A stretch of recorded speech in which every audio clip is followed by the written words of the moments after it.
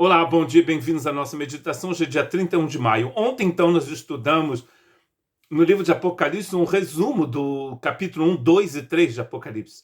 E nós vamos, então, hoje ver 4, 5, 6 e 7. E vocês vão perceber que nós vamos ver a mesma ideia que encontramos do capítulo 1 ao capítulo 3, vamos encontrar do capítulo 4 ao capítulo 7. O capítulo 1 até o 3 nos fala do Cristo que vem para nos redimir e da volta dele no final. Então vai da cruz até a volta de Cristo Jesus. Capítulo 5, verso 1 diz o seguinte: então, na mão direita daquele que estava sentado no trono, vi um livro escrito por dentro e por fora e lacrado com 7 selos. Então nós vamos... O capítulo 4 ao capítulo 7 fala então do trono de Deus e do Cordeiro e dos 7 selos.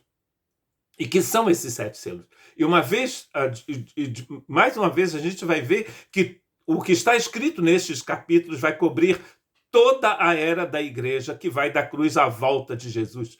Era da igreja, na verdade, o tempo, essa dispensação em que a igreja permanece aqui nessa terra até que Cristo volte. E ali você vai ver se cumprindo tudo que está escrito as 7 igrejas da Ásia Menor.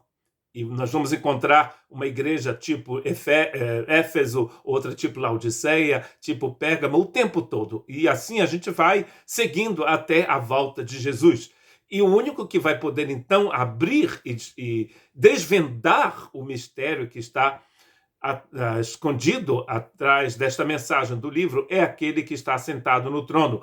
No mesmo capítulo 5, versos 5 e 6, diz o seguinte: então um dos 24 anciãos me disse, não chore, veja o leão da tribo de Judá, o herdeiro do trono de Davi, conquistou a vitória, ele é digno de abrir o livro e os 7 selos. Então vi um cordeiro que parecia ter sido sacrificado, mas que agora estava em pé entre o trono e os 4 seres viventes, e no meio dos 24 anciãos. Tinha 7 chifres e 7 olhos, que representam os 7 espíritos de Deus enviados por todas as partes da terra. 7, 7, 7. 7 chifres, 7 olhos, 7 espíritos de Deus. Estamos vendo então a plenitude de Deus no Cordeiro. O Cordeiro que foi morto é aquele que vive pelos séculos dos séculos. Ele é divino. Aqui a gente percebe, volta de novo então à cruz, não é mesmo? O Cordeiro que foi imolado. Aliás, o personagem principal do livro de Apocalipse é o Cordeiro.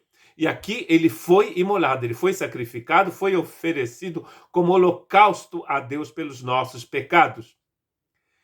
Voltamos então à cruz, percebe? E no final vamos então ir até a volta de Jesus. Os 7 selos são muito interessantes porque eles vão mostrar claramente a diferença entre aqueles que pertencem a Deus e aqueles que não pertencem a Deus, aqueles que são a igreja e aqueles que não são a igreja de Cristo Jesus. E aquela ideia que você já deve ter ouvido, que o livro de Apocalipse fala da falsa igreja, isso é completamente mentira, porque não existe falsa igreja. A igreja ou é igreja ou ela não é. Aquilo que muitos chamam de falsa igreja, na verdade, é um mundo. Em Apocalipse só existem 2 cidades, a cidade de Jerusalém e a cidade de Babilônia. A Jerusalém é celeste, ela é a esposa do Cordeiro. E a Babilônia é todo aquele que não é a esposa do Cordeiro. Não é a falsa igreja, não existe igreja falsa. Ou a igreja é igreja ou ela não é. Isso é muito importante. Em Apocalipse capítulo 6, 12 e 17, a gente vai ver como vão se comportar diante do retorno de Cristo aqueles que não receberam o selo do Cordeiro e que, na verdade, receberam a marca da besta, que a gente vai ver lá para o meio do livro. Enquanto eu observava, o Cordeiro abriu o 6º selo e houve um grande terremoto. O sol ficou escuro como pano negro e a lua inteira se tornou vermelha como sangue. Então as estrelas caíram do céu como figos verdes de uma figueira sacudida por um forte vento. O céu foi enrolado como pergaminho e todas as montanhas e ilhas foram movidas de seu lugar. Então os reis da terra, os governantes, os generais, os ricos, os poderosos, os escravos e os livres, todos se esconderam em cavernas e entre as rochas das montanhas e gritavam às montanhas e às rochas: caiam sobre nós e esconda-nos da face daquele que está sentado no trono e da ira do Cordeiro, pois chegou o grande dia de sua ira, e quem poderá sobreviver?